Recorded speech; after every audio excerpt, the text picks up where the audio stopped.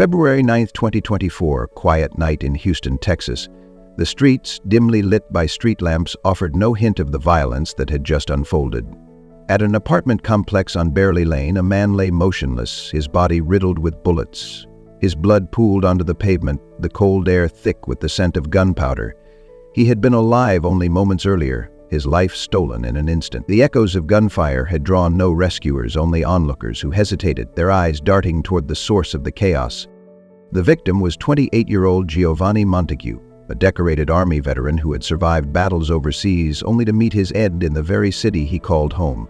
The person accused of his murder wasn't an enemy from a distant battlefield. It wasn't a stranger in a dark alley. It was someone he had trusted, someone he had let into his life, his home, his heart. The suspect, 23-year-old Tatiana Evans, wasn't just a name in a case file. She was his girlfriend, the woman who had shared his bed, his secrets, his future. Now she was in handcuffs, facing the weight of a crime that left a family shattered and a community stunned.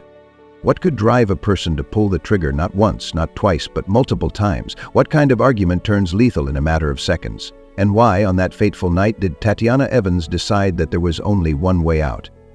This is the story of a relationship laced with turmoil, of a love turned violent, and of a decision that ended one life and destroyed another. Stay with me as we uncover the truth behind the fatal night that sent shockwaves through Houston and beyond. Giovanni Montague was not the kind of man people forgot. At 28 years old, he carried the discipline of a soldier and the warmth of a man who had seen the world and still believed in its goodness. His military service had taken him far from home, into places where danger was real and survival was never guaranteed. He had served his country with honor, a decorated Army veteran who had faced threats most could only imagine. Yet after years in the military, he had returned to Houston hoping for a fresh start, a life beyond the uniform. He wasn't just another name on a service record. He was a son, a friend, and to some, a protector. Those who knew him spoke of his unwavering loyalty. Whether in the military or in his personal life, Giovanni was the kind of man people could count on. Friends recalled his sharp sense of humor, a trait that had carried him through difficult moments both on and off the battlefield. To his mother, he was her greatest pride, a son who had worked hard to create a future for himself. He had recently started working for Amazon, a new chapter in his life that was meant to be filled with opportunity. He had dreams, ambitions, and a vision for his future, one that did not include the violent end that awaited him. Yet Giovanni's life wasn't without its complications. He had been in a relationship with Tatiana Evans, a relationship that, according to those close to him, had been anything but smooth. His mother, who lived in the same home, had seen the tension between them. She had witnessed the arguments, the heated exchanges, the moments that left Giovanni frustrated and distant. He wasn't the type to air his problems, but those closest to him could sense that something wasn't right. There had been incidents, whispers of aggression, moments that had given his mother an uneasy feeling. She had her suspicions, but like so many others in similar situations, she hoped it was just a rough patch, something that would pass with time. Love, after all, is complicated. Relationships aren't always perfect, and people argue. But how do you know when a relationship is more than just turbulent? How do you recognize the point where love turns into something else, something dangerous? For Giovanni, that answer would come too late. In the days leading up to his murder, there was no grand warning, no sign that his life was about to be cut short. He had likely gone about his routine as usual, unaware that every moment was bringing him closer to his final breath. Did he sense the danger? Did he know that something had shifted between him and Tatiana? Or was he caught completely off guard when the confrontation escalated beyond words? What we do know is this: on February 9th, he would walk out of his home for the last time. His feet would touch the pavement, his mind likely occupied with whatever thoughts the day had left him with, and within moments, his world, his mother's world, his friend's world, would be shattered by the sound of gunfire. But what happened in those last moments? What did Tatiana say? What pushed the argument past the point of no return? And when Giovanni saw the gun pointed at him, did he realize that the woman he once loved had already made up her mind? The answers to these questions lie in the chilling events of that fateful night. A night that left a man dead, a woman behind bars, and a mother grieving the loss of her only son.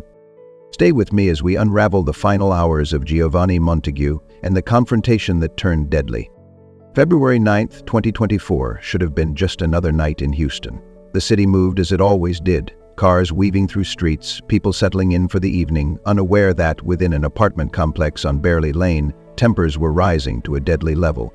Inside, a conversation was taking a turn, one that would not end in slammed doors or angry silence. It would end with a gun being fired, again and again, until life itself was extinguished. Somewhere between the arguments and the apologies, Giovanni Montague and Tatiana Evans had built a relationship that was volatile. Those close to Giovanni had seen the signs, the tension that hung in the air whenever her name was mentioned.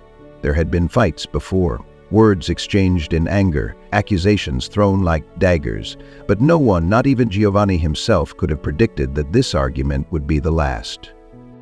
It started with a phone, his phone, messages from another woman, texts that Tatiana were proof of betrayal. Perhaps it had been a suspicion that had been eating at her for days. Perhaps she had waited for the perfect moment to confirm what she feared.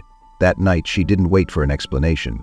She didn't ask for the truth. Instead, fury overtook reason. She confronted him, the words sharp, the accusations flying. What was said in those moments? Did he deny it? Did he try to walk away, to defuse a situation that was quickly turning dangerous? What is known is this: the argument escalated, the voices rising, the emotions boiling over. In that heated moment, lines blurred between anger and intent. Giovanni was unarmed. He was standing there, caught in a moment he couldn't escape, unaware that the woman before him had already reached a decision that could never be undone.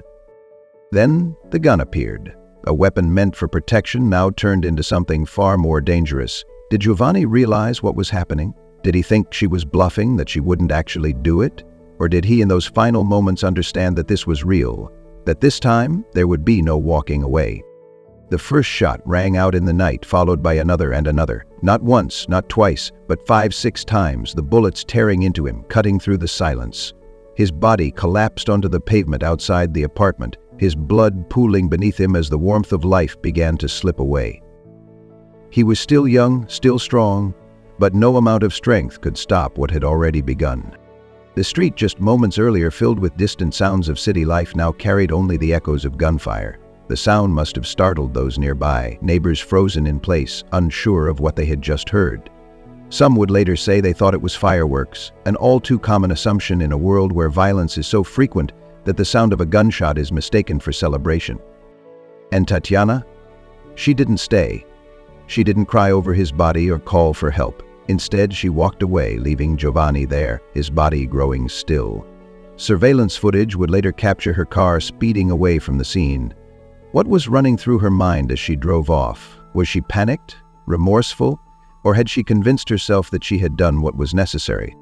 Back at the scene, the minutes ticked by, each one a reminder that for Giovanni, time had run out.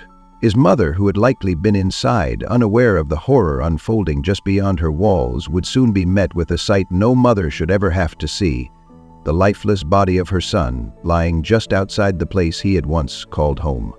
By the time authorities arrived, there was no saving him. The questions would soon begin, the investigation unfolding like a puzzle with pieces that pointed in one clear direction. And as officers examined the evidence, traced the movements of that night, there was one name that stood out.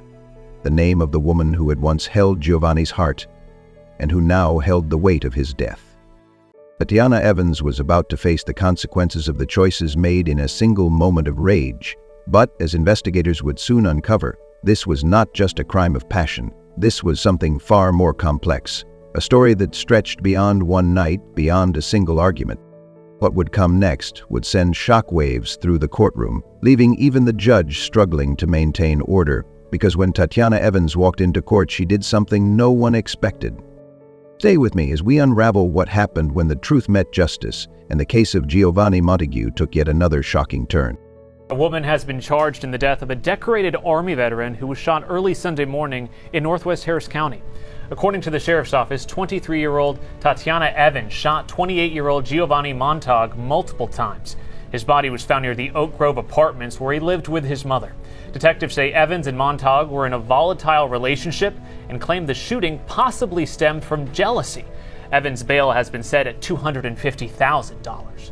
When the first call came in just after midnight on February 10, 2024, the dispatcher likely had no idea what officers would find when they arrived at the scene. Reports of gunfire are not uncommon in Houston. A few loud bangs in the night don't always mean tragedy. Sometimes they turn out to be nothing. But this time it was different. This time a man lay in the street, his body motionless, his life already gone before help could arrive.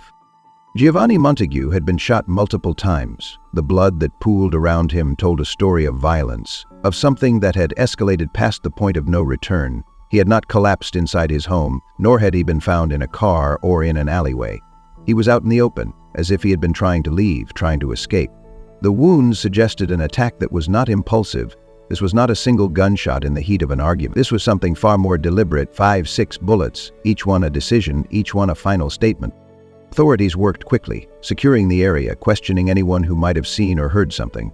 There were no immediate suspects, no clear answers, just the undeniable truth that a man had been murdered outside his own home. But within hours, the pieces began to come together. Witnesses spoke of hearing an argument before the gunfire. Some mentioned a car leaving the scene just moments after the shots rang out. And then there was the surveillance footage, a silent observer that would prove invaluable to the case. Video captured a vehicle pulling away at the very moment Giovanni took his final breaths. The timestamp aligned with the estimated time of death, and soon, authorities had their first real lead. The car belonged to someone Giovanni knew well, someone who had been a part of his life for years, someone who had every reason to be at the scene that night. Tatiana Evans. As investigators traced her movements, they built a case that would be difficult to refute. Her car had been at the scene. She had been seen arguing with Giovanni just before the shots were fired. And most damning of all, she didn't come forward.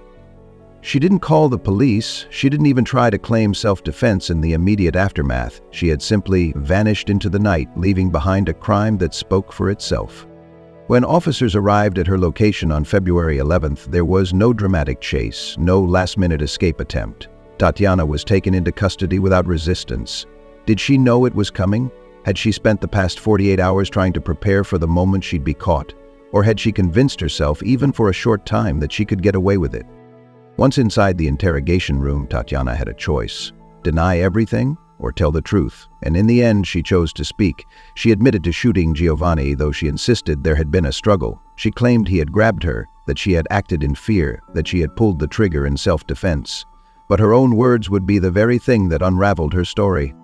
The medical examiner's report contradicted her claims. The wounds suggested Giovanni had not been attacking, he had been trying to retreat.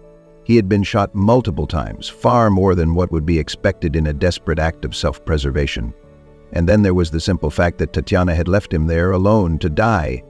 A person acting in self-defense doesn't flee the scene without calling for help. A person who fears for their life doesn't calmly drive away while the other person lies bleeding on the pavement. With her confession in hand and overwhelming evidence against her, prosecutors wasted no time filing charges. Tatiana Evans was officially charged with murder on February 11th. The courtroom would be her next destination, and what happened there would leave no doubt about the consequences of her actions. But what would she say when she stood before the judge? Would she break down in remorse, or would she continue to justify what she had done? And when her bond was set, would she have any hope of walking free before trial? Stay with me as we step inside the courtroom where the weight of her actions would finally come crashing down. The walls of a courtroom have absorbed countless stories, some of desperation, others of regret, but all of consequence. On February 12, 2024, one of those stories unfolded in Harris County as Tatiana Evans was escorted into her first court appearance.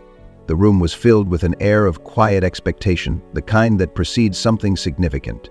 The weight of what had happened just days before hung over every person present. This wasn't just another case, this was the life of Giovanni Montague, a man who had served his country, who had a future, who had people who loved him. And now, the woman accused of taking his life stood before a judge, about to face the first of many consequences.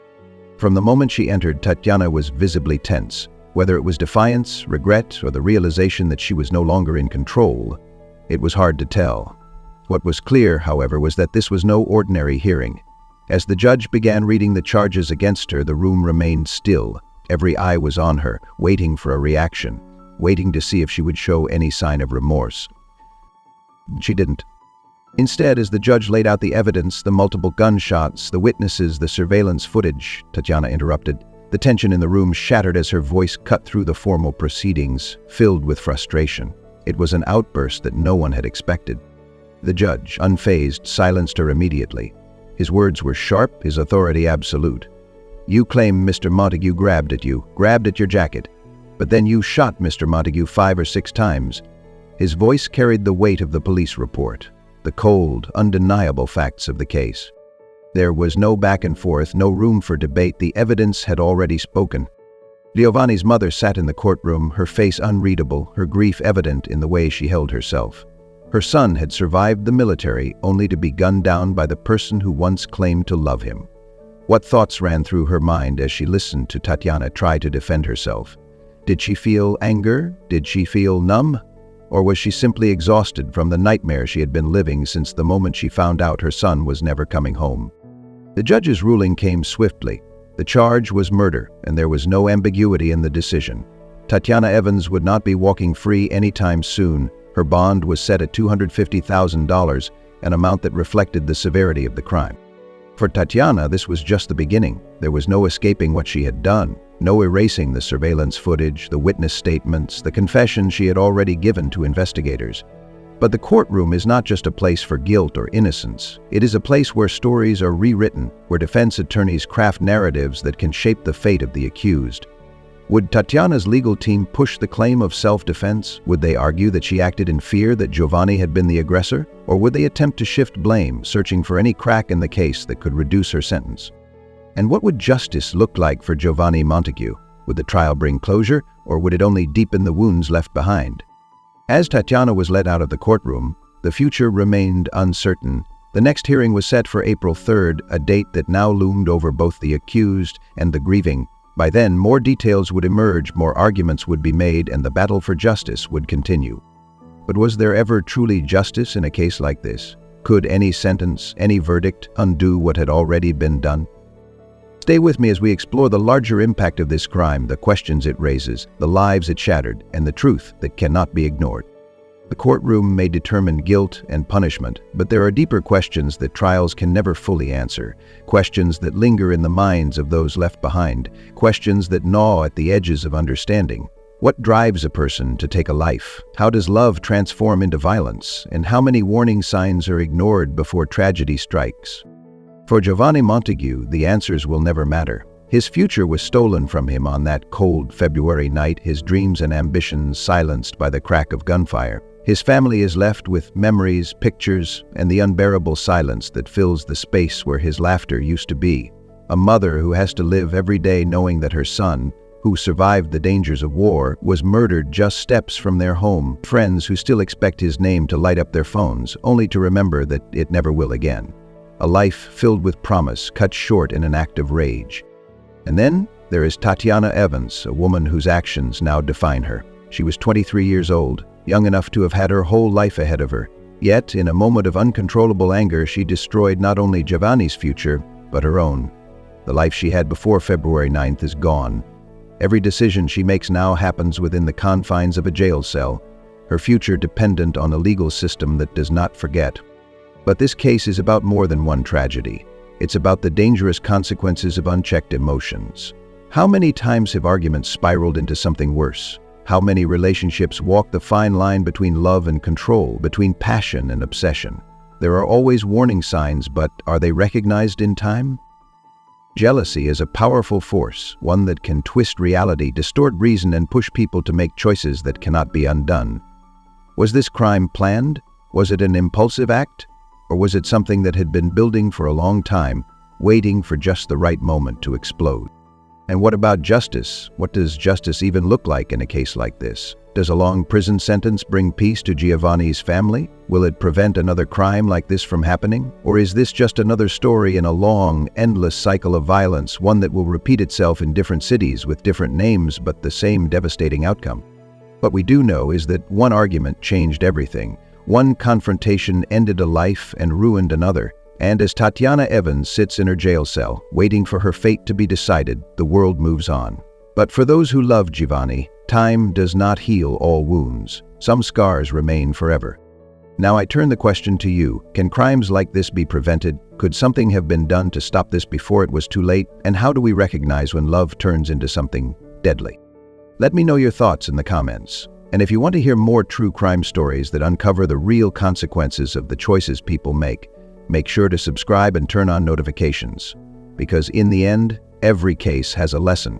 We just have to be willing to learn from it. Tragedies like this leave behind more than just crime scene reports and courtroom transcripts. They leave behind broken families, unanswered questions, and a chilling reminder of how quickly life can change. One argument, one impulsive decision, and nothing is ever the same again.